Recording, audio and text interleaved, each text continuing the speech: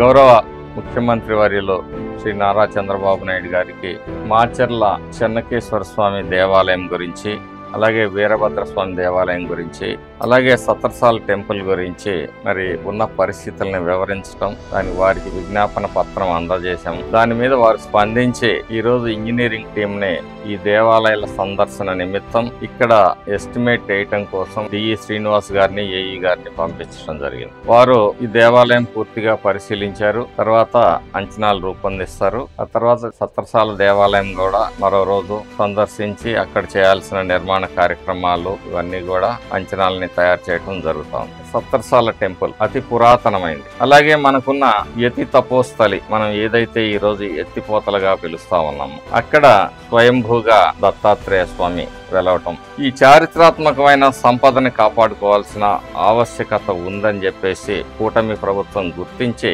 ఈరోజు మరి అనేక దేవాలయాలకి పునరుద్ధరణకి డబ్బులు మంజూరు చేయడం జరుగుతుంది. అలాగే నాగార్జున సాగర్ అనుకుల బౌద్ధ అవశేషాలనే ఆ రోజు మునక నుంచి షిఫ్ట్ చేసి అనుకులో భద్రపరచడం జరిగింది. అలాగే వరదొచ్చి ప్రజలు నిరాశ్రులైనప్పుడు అప్పటి వరకు మరి ఆలయ ప్రవేశం లేని కొన్ని వర్గాల్ని కూడా ఆ రోజు ఆలయ ప్రవేశం చేయించిన ఘనత ఆ రోజు పాలకులది, ప్రజలది. అనునిత్యం కక్షలు కార్పణ్యాలని ఆ తర్వాత వచ్చిన వ్యవస్థ ఎగదవుతుందేమో గాని పల్నాడు పౌరుషానికి ప్రతీకే, అలాగే మరి గొప్ప సంస్కృతికి కూడా ప్రతీక.